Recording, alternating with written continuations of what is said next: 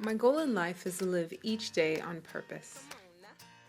Then I want to take as many people as possible along for the ride. I am Naida Lynn, living on purpose, one day at a time. Hi everybody, so this is Grant Lewis who's here, and as you know, this week we are talking about what really matters. And so this is a good friend of mine that I just wanted to ask him a few questions. Just wherever you are in life, how do you start doing what really matters? So I'm just going to open it up to you and just ask you the question: what advice can you give to people, young adults, or just someone like me who's maybe tired and just feeling like they're pleasing everyone else and not knowing what really matters? How do you begin to shift your focus towards living purposely? The short answer is you can't be surprised by the internal and the external opposition that's going to come. I think that with any dream comes a potential nightmare to try and stop you. So I think that if you can somehow determine, not in a negative way, that you're gonna face stuff, if you can figure out how to get over it before you face it, then when it comes, not if it comes, you will already have developed the capacity or the resilience that you need to endure whatever it takes to embrace your purpose, if that makes sense.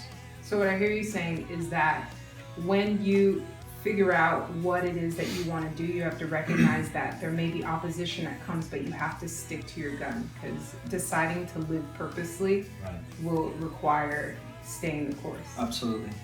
So you have to be on purpose about your purpose. You have to be intentional. So again, once you discover what it is that you want to do, or you have an idea, because it takes a long time to really be confident about what it is you want to do. But once you narrow that down, you want to also realize that not you might face stuff, but that you will go through stuff. And so the internal dialogue that you want to be having is, how are you going to get through whatever it is that you are going to face that's going to hold you back. And again, I think that too many people abort the purpose because they don't know how to embrace the process. And so they abort it prematurely. Totally. But you're always going to face stuff. You're always going to go through stuff. Absolutely. So on your journey to finding and realizing what really matters, just understand that it's a process and it takes time, but you got to stick to your guns. I have one more question for you. How did you discover your value system, taking care of your body, your relationship with your family? Like, how did you come to that place of realizing what's most important? Well, I think having my first child, I think that was a game changer, because I realized that children are very demanding, and so I'm going to have much more of them. And it just helped me. It made it more real, it made it more tangible to be able to make the decision to realize what is important in my life. And with Summer especially, Summer, she's so energetic. I figured that health is going to play a huge factor in the quality of life that I get to do with her and with Ashley. So yeah, it was just that, I think, but again, you can already be preparing yourself for this before you have a child, and does that answer your question? Yeah, that totally does. And how do you feel now that you've aligned your values towards that and just like taking care of yourself and spending time with your family?